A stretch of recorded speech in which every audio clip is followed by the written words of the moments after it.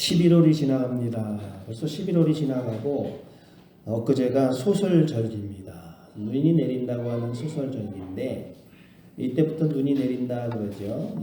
타작해가지고 잘 마른 벼는 곡간에 쌓이고 또 중부 이남 지역에서는 곡감을 이제 매달아 말리고 들판에 또 논밭에 나가 보면 또 공룡알이라고 해서 볏짚을 돌돌 말아가지고 거기다 발효액을 또 이렇게 해서 비닐로 감아서 숙성을 시켜서 소의 사료를 만드는데 도시 사람들은 마시멜로 그런데 아무튼 그런 시기인데 이제 곡감을 이제 매달리면서 또 처마 밑에 온통 곡감으로 출렁이기도 하는데 곡감하면 또 경남 산청 아주 곡감의 계절인데 주렁주렁이 매달린 곡감 고종시라고 합니다. 떫은 감. 보통 감보다 아주 잘고 씨가 없고 맛이 단 그 감을 말리고 한창 그 시기인데 이 지리산 가닥에서 자락에서 한 달 가까이 말린 고종시는 부드럽고 쫄깃한 산청의 명품 곡감으로 재탄생된다고 합니다. 우리가 지난주 추수감사절을 보냈는데 이쯤에는 농사일도 다 끝나고 우리 또 농사짓는 분 비로소 긴 휴식에 들어가는 시기인데 농민들은 한 해를 정리하면서 조금은 여유로울 때예요. 그래서 모든 일엔 끝이 있고 그 끝에는 쉼이 있음을 생각나게 하는 절기가 바로 소설절기다. 그래서 내일부터는 또 눈도 오는 것도 있고 비 오는 것도 있고 수요일부터는 기온이 뚝 떨어진다고 하는데 우리가 지난주 추수감사절을 참 잘 보냈잖아요. 하나님의 은혜 가운데 한동안 조금 여유롭고 이 추수감사절을 이렇게 보내면서 또 여유를 찾고 참 감사하게 추수감사절을 잘 보내고 우리 또 아이들도 추수감사절을 잘 보내고 요즘에 또 우리 아이들이 또 열심히 성경 공부해서 점수도 잘 받고 아주 누나하고 검색하고 예쁜 모습입니다. 또 추수감사절 보내면서 우리 또 김자영 집사님이 고추장을 담다가 참 이 고추장을 이렇게 담다가 그 뜨거운 엿기름을 이렇게 하다가 그걸 이렇게 힘에 붙였는지 이렇게 붓다가 넘어졌는데 그 손을 이렇게 앞으로 짚게 됐죠. 두 손하고 손가락이 아주 화상을 입었어요. 그래서 병원에 가보니까 아주 측은하더라고요. 두 손을 다 그냥 기부스하고 팔뚝까지 이렇게 해가지고 기부스하고 또 수술을 받았는데 그래서 참 추수감사를 잘 보내고 이제 저녁에 고추장을 담다가 이제 그렇게 돼가지고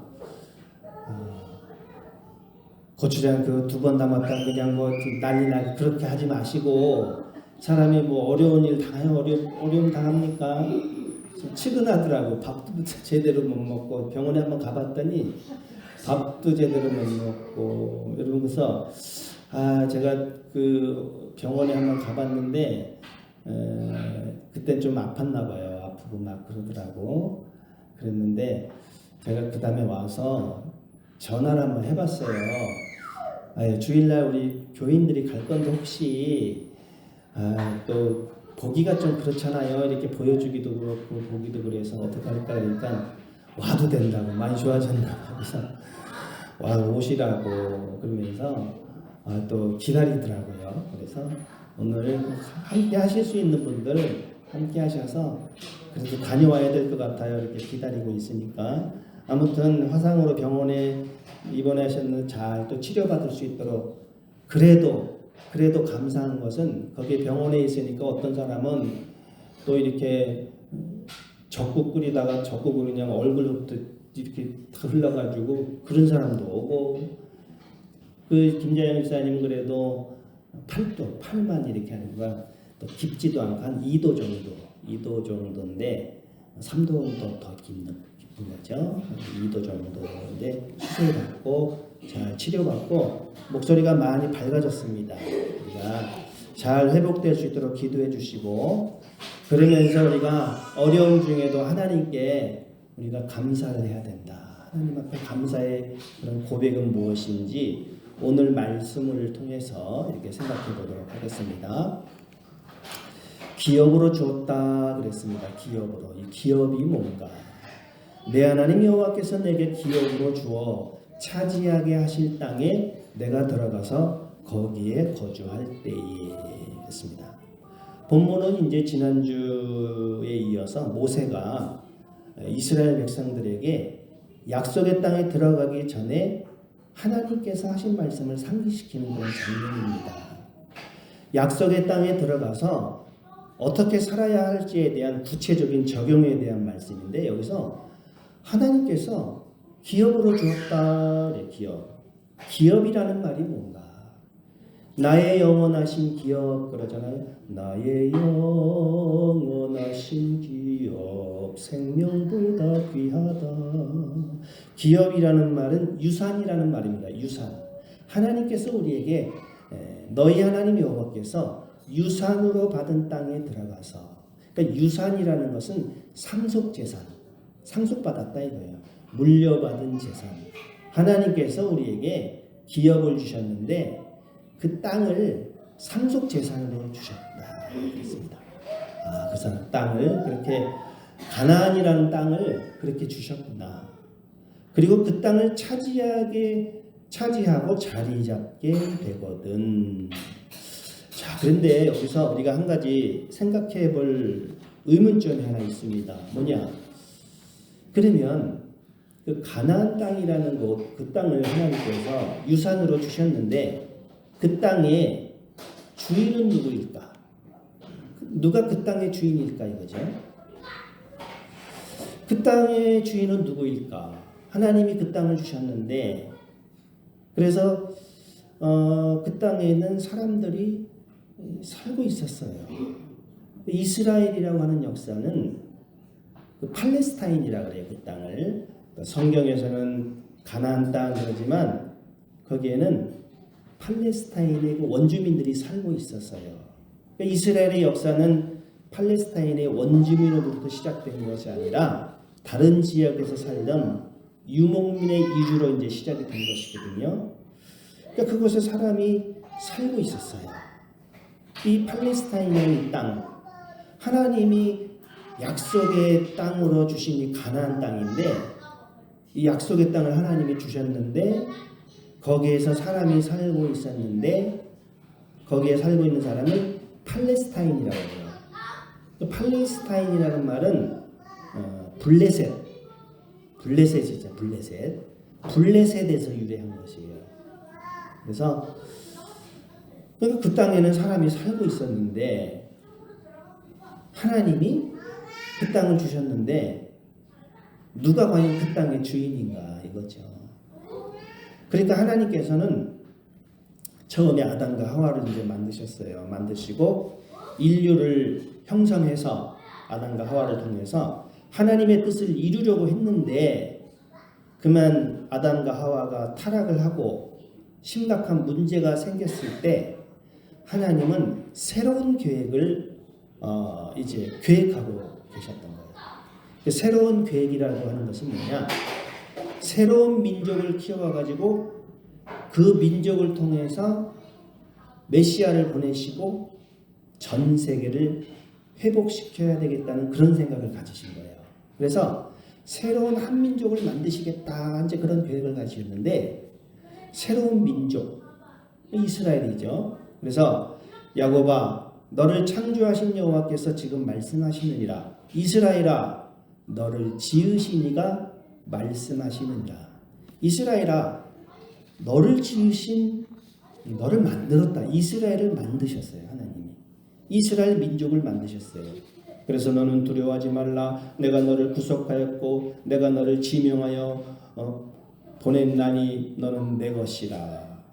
그러니까 하나님께서 이스라엘이라는 민족을 만드셨어요. 어떻게 만드셨느냐? 하나님께서 이스라엘 민족을 어떻게 만드셨냐면 가만히 보니까 이 세상에서 가장 믿음이 좋다고 생각하는 한 사람을 보셨어요. 가장 믿음이 좋다는 한 사람 보시고 그 사람을 부르신 거예요. 그게 누구냐면 바로 아브라함입니다. 아브라함. 여호와께서 아브라함에게 이르시되 너는 너의 고향과 친척과 아버지의 집을 떠나 내가 내게 보여줄 땅으로 가라 그랬습니다. 가라. 예, 가라. 아브라함을 부르시고 그에게 많은 자손과 살 땅을 약속해 주시는 거예요. 그래서 내가 너와 내 후손에게 내가 거류하는 이 땅 곧 가나안 온 땅을 주어 영원한 기업이 되게 하고 나는 그들의 하나님이 되리라. 가나안 땅을 주겠다. 그 팔레스타인이 살고 있는 그 가나안 땅을 주겠다는 것이에요. 그래서 이 가나안 땅이라는 것은 하나님께서 이스라엘 백성에게 유산으로 주신 약속의 땅입니다. 이 영어로 팔레스타인, 또 라틴 계열로 읽으면 팔레스티나. 그래서 원래 그 지역의 이름을 구약 성경에는 가나안 땅 이렇게 부릅니다. 지금은 이제 가나안이라고 부르지 않고 팔레스타인 이렇게 합니다. 그래서 이스라엘 백성이 가나안을 점령해서 살게 되는데 그 가나안의 땅의 역사가 피해 역사입니다. 지금도 피해 역사가 진행되고 있어요. 지금도 그렇잖아요. 지금도. 이 가나안 땅이 피해 역사입니다. 피해 역사. 그래서 로마가 이스라엘이 점령해서 살다가 다시 로마가 이스라엘을 점령하고 또 유대인들의 민족적 종교적 정체성을 약화시키기 위해서 성전을 무너뜨리고 예루살렘 유대인들을 다 내쫓고 로마가 이스라엘을 점령한 다음에 거기다가 유대인들을 내쫓고 블레셋 사람을 이주시켜요. 블레셋 사람을 이주시켜서 이 땅이 유대인의 땅이 아니라 블레셋 사람의 땅이라는 의미로 팔레스타인 이렇게 부르는 거예요. 팔레스타인. 이거는 팔레스타인 땅이다. 그래서 팔레스타인이라는 말의 뜻은 지리적으로는 이제 현재 이스라엘과 요르단 소환지구 가자지구를 포함하는 지역을 가리키는 지명이고 민족적 의미로는 이 지역에 거주하는 아랍계 주민들을 지칭하는 민족적 정체성을 의미하기도 합니다. 가나안이라는 말은 지금 현재는 쓰지 않고 팔레스타인 이렇게 부르는 것이죠. 그런데 이스라엘하고 팔레스타인이 그래서 전쟁을 벌이는 겁니다. 지금도 그냥 전쟁을 벌이잖아요. 그래서 이 지도를 보면은 1946년도에는 팔레스타인이 이렇게 많이 차지하게 됐어요. 땅을 이렇게 차지하고 있는데 점점 1947년도 이스라엘이 더 점령하고 또 1967년도에는 이스라엘이 거의 오늘날에는 이스라엘이 거의 팔레스타인 지역을 이렇게 다 점령하고 사는 거예요. 그러면 팔레스타인 사람들은 뭐라고 생각하냐면 아니 이것은 자신들의 고향이고 내가 이게 참 우리 오랜 거주민으로서 영토에 대한 권리가 있다고 주장을 하는 거예요. 역사적인 거주권을 주장하는 것이고 팔레스타인 사람들은 또 이스라엘 또 유대인들은 성경에 기록된 하나님의 약속을 따라서 가나안 땅을 약속의 땅이다 이래서 주장하면서 서로 이렇게 싸우는 거예요. 서로 싸우는 거예요. 그러니까 서로. 이거는 우리 조상 대대로 살았던 땅인데 왜 그러느냐. 이스라엘은 약속의 땅이다. 그래서 이스라엘이 거의 다 점령을 하고 있잖아요. 그래서 전쟁을 지금 벌이는데 가자지구 전쟁 사망자가 44,000명이 넘었다. 이게 참 피비린내라는 전쟁을 하고 있는데 그러니까 이 영토 분쟁이 여기서부터 시작이 되는 겁니다. 우리가 살고 있는 조상의 땅이다. 당연하게 그렇게 얘기할 수 있는 거죠. 또 이스라엘은 약속의 땅이다. 그러면서 또 차지할 수 있는 건데 그러면 이것을 우리가 어떻게 생각을 해야 되느냐. 어떻게 이걸 생각하느냐. 그런데 현대 그 이스라엘의 그런 건국이라고 하는 것은 어떤 성경적인 약속보다는 정치적인 민족적 이유가 더 강하게 작용을 하고 있어요. 그 약속의 성취라고 보기에는 신학적으로 역사적인 근거가 부족합니다. 그래서 우리는 어떤 생각을 해야 되냐면은 어느 한쪽 주장을 절대적으로 옹호하거나 반대하기보다는 무력 충돌보다는 화해와 협력 그리고 양측의 인권 보호를 우선시해야 될 그런 책임이 있는 것이죠. 우리가 팔레스타인 사람들 보면 그들을 또 보호해 줘야 되고 약자를 좀 보호해 줘야 되고 또 이스라엘 입장도 어느 정도는 이해를 해주고 공존의 가능성을 이렇게 모색하는 그런 자세를 가져야 되고 우리가 항상 그런 서로가 살 수 있는 그런 길을 열어야지 무조건 이스라엘이 옳다, 팔레스틴이 옳다 이렇게 말할 수는 없는 것입니다. 아무튼 그 땅을 하나님께서 약속의 땅이라고 구약시대 때는 약속의 성취로서 가나안 땅을 주신 거예요. 그럼 거기 들어가서 어떻게 하느냐? 한쪽은 영토에 대한 권리를 주장하는 것이고 팔레스타인들은 이스라엘 민족은 약속의 땅이다 하면서 싸우고 있는데 양쪽의 주장을 우리가 잘 이렇게 화해하고 좀 상생할 수 있도록 협력할 수 있도록 그렇게 우리가 바라봐야 되는 그런 것입니다. 아무튼 이 구약시대 하나님께서 약속의 땅을 주셨는데 거기에 들어가서 무엇을 해야 되느냐? 첫 열매를 드려라. 첫 열매를 드려라. 내 하나님 여호와께서 내게 주신 땅에서 그 토지의 모든 소산물에 만물을 거둔 후에 그것을 가져다가 광주리에 담고 내 하나님 여호와께서 그의 이름을 두시려고 택하신 곳으로 그것을 가지고 가서 하나님의 약속의 땅을 차지한 후에 이스라엘 백성들이 가서 제일 먼저 해야 될 것은 하나님 앞에 첫 열매를 드리는 것입니다. 하나님의 은혜를 기억하면서 고백하는 믿음의 행동, 믿음의 실천으로서 그 땅과 소산을 주신 하나님께 감사와 신앙의 고백을 이렇게 드리는 것입니다. 그럼 그렇게 드린 예물을 어떻게 사용했을까? 이스라엘 백성들이 드린 예물을 감사의 예물로 이렇게 드렸을 때 당시에는 회막에서 제사장이 이제 그것을 받았습니다. 드려진 첫 열매는 주로 제사장들과 레위인들이 받아서 제사장이 받아서 첫 열매를 드려서 하나님의 제단에 놓으면서 그리고 공동체와 나누면서 그리고 그 음식물을 제사장과 레위인들에게 이렇게 분배를 해서 준 것입니다. 예. 드려진 첫 열매는 주로 제사장들, 레위인들에게 이렇게 몫으로 이렇게 주었어요. 이스라엘 백성이 바칠 거룩한 것은 모두 너와 내 후손의 몫으로 준다. 이것이 언제까지나 너희가 받을 보수다. 너의 몫이다. 제사장 아론에게 주신 말씀이에요. 그러니까 제사장 또 레위 지파. 레위 지파는 이렇게 땅을 분배받지를 못했어요.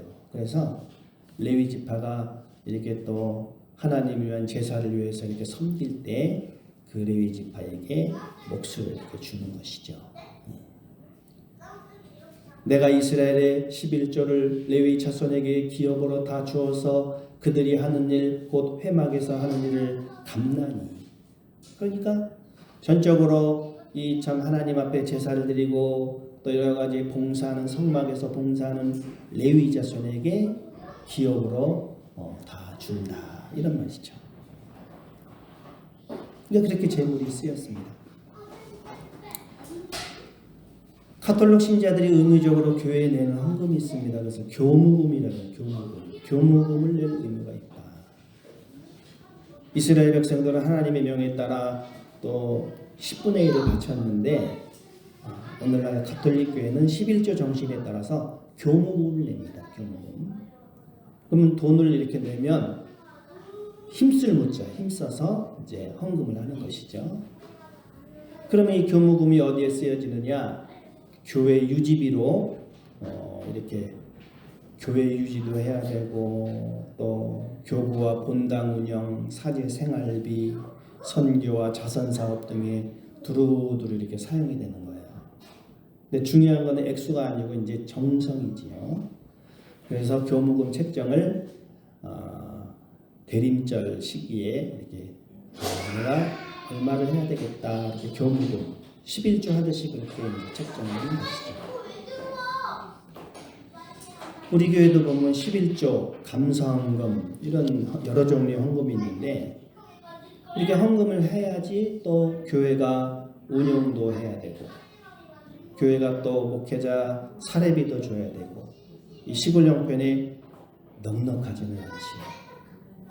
그러면 헌금을 어떻게 해야 되는가? 이게 참 우리가 예민한 문제잖아요. 여러분 우리가 물론 다른 교회도 있고 하지만 우리 교회의 원칙을 제가 이렇게 말씀을 드릴 텐데 우리 교회는 우리 교회에 맞춰서 이렇게 헌금을 하는데 어떻게 하면은 헌금을 어떻게 하면 좋겠는가?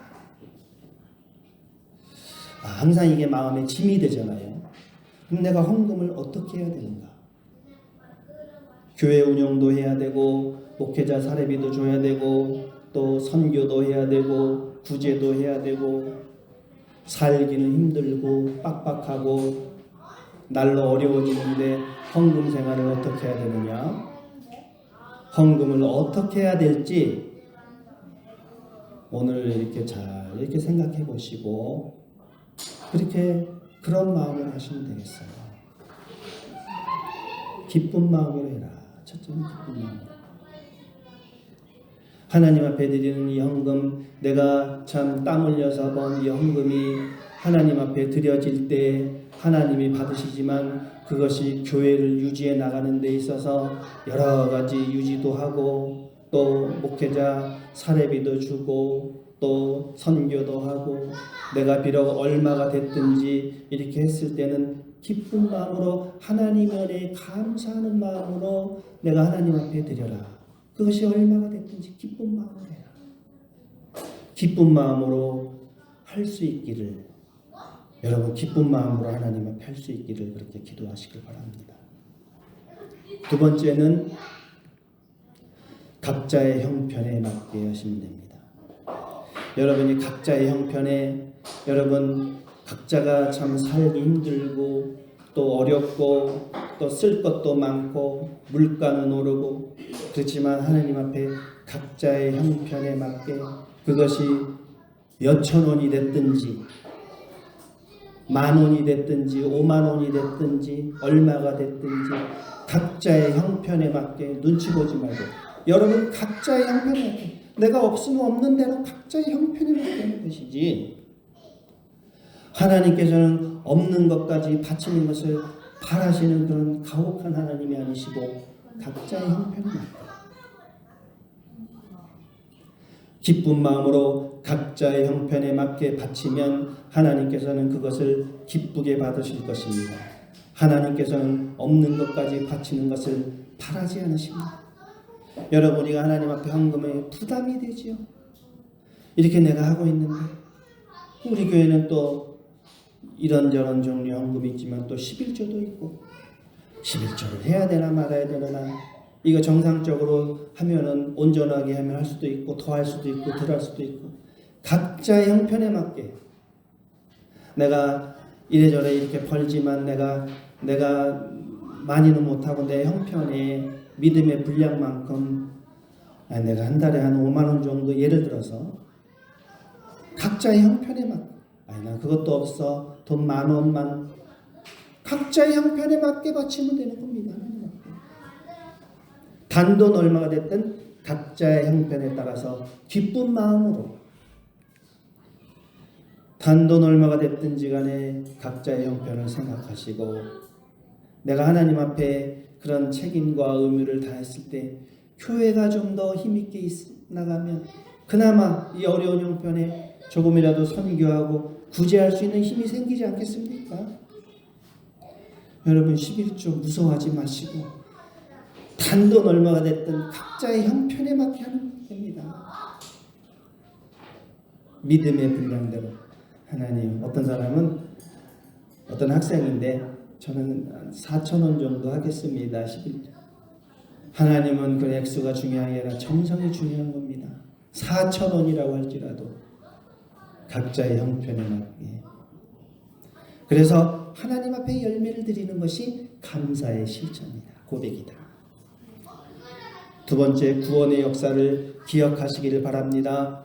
애굽 사람이 우리를 학대하며 우리를 괴롭히며 우리에게 중노동을 시키므로 우리가 우리 조상의 하나님 여호와께 부르짖었더니 여호와께서 우리 음성을 들으시고 우리의 고통과 신고 압제를 보시고 여호와께서 강한 손과 편팔로 큰 위엄과 이적과 기사로 우리를 애굽에서 인도해내시고 우리를 인도하사 이 땅 곧 젖과 꿀이 흐르는 땅을 주셨나이다. 여러분, 살면서 마음이 힘들고 몸이 지치고 그럴 때 필요한 게 있습니다. 여러분, 좀 지칠 때, 사는 게 지치고 괴롭습니까? 여러분, 이거 하시면 돼요. 뭘 하시냐면 즐거운 공상을 하시는 거죠. 어린 시절 가난한 집에 살았어도 마음껏 공상을 하고 즐거운 상상을 한 사람, 그런 어린이들은 건강합니다. 좋은 상상은 상상을 하는 거예요. 좋은 상상은 우울증도 치료해 줍니다. 스트레스가 쌓인 몸에 긴장이 풀리고 피로 물질의 분비가 적어지면서 재충전이 됩니다. 여러분, 즐거운 상상, 즐거운 공상, 눈을 감고 내가 가고 싶은 곳을 상상도 해보고 나라도 다녀보고 내가 만나고 싶은 사람도 상상해보고, 의외로 이 공상이라고 하는 것은 심리치료 효과가 있습니다.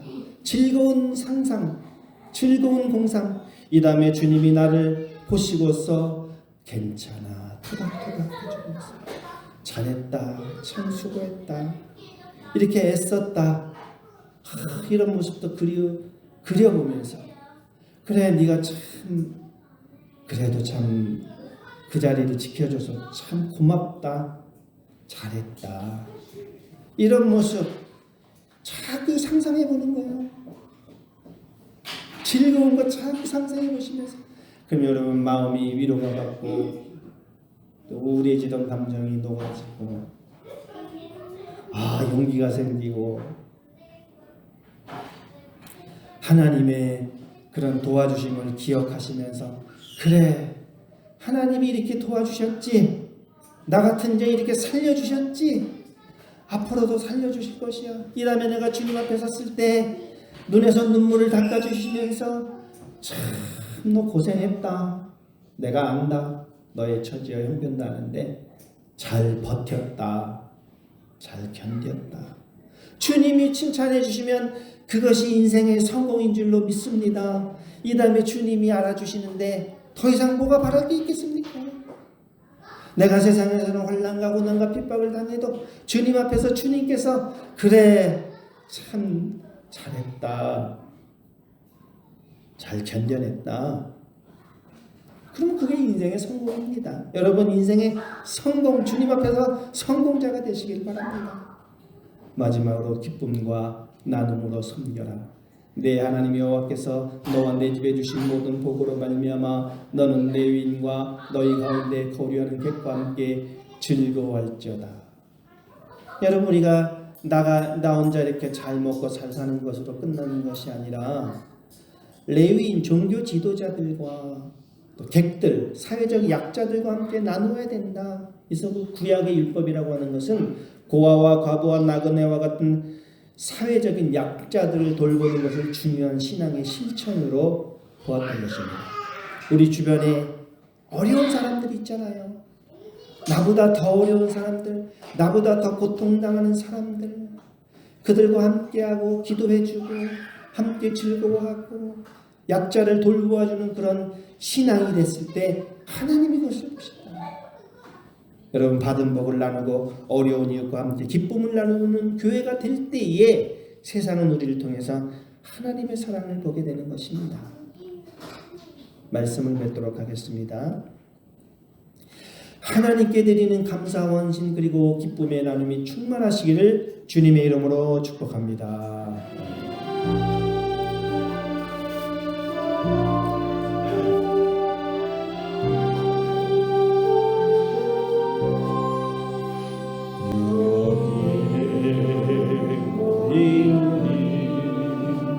주의 은총 받은 자여,